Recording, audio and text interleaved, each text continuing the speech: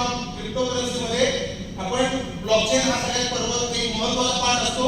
तर ब्लॉकचेन त्या part system हा कणा तो ब्लॉकचेन असणं गरजेचं आहे. दुसरी गोष्ट याच्यामध्ये जे सप्लाय जो असतो सप्लाय हा सप्लाय लिमिटेड सप्लाय असणं फार गरजेची गोष्ट असते. आता बिटकॉइनचा सप्लाय किती आहे? 2 कोटी 10 लाख सगळ्यांना माहिती आहे. पण ट्रस्ट बिटकॉइनचा सप्लाय किती आहे?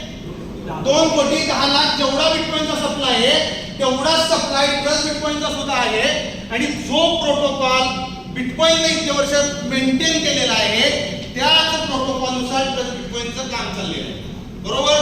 मग याच्यामध्ये सगळ्यात महत्त्वाचं ब्लॉकचेन असणं. तर ट्रस्ट बिटकॉइनची स्वतःची ब्लॉकचेन आहे. डिसेंट्रलाइज असणं गरजेची गोष्ट आहे. आता सेंट्रलाइज आणि डिसेंट्रलाइज अशा 2 पार्ट याच्यामध्ये येतात.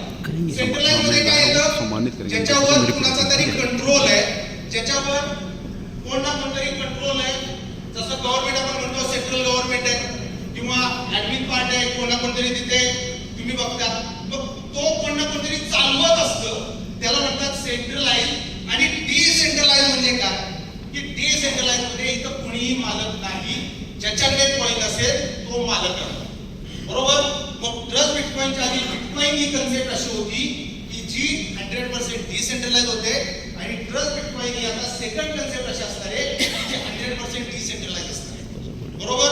त्यामुळे सगळ्यात पहिल्यांदा ब्लॉकचेन, सेकंड डिसेंट्रलाइज, तिसरा लिमिटेड सप्लाय आणि चौथा जो सगळ्यात महत्त्वाचा आहे की ऑडिट रिपोर्ट असणं फार गरजेचे आहे. तर आपले सगळ्यांना माहिती आहे सगळ्या ग्रुपवर आपण ऑडिटच्या ज्या काही